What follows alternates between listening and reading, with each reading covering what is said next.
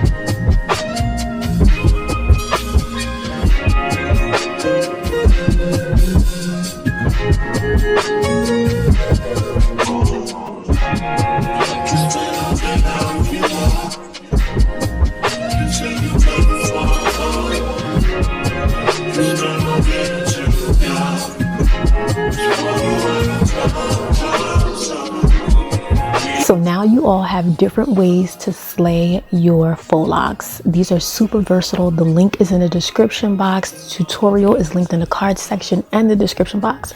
But again, let me know your thoughts, comment below, give this video a thumbs up, and I'll see you in my next one.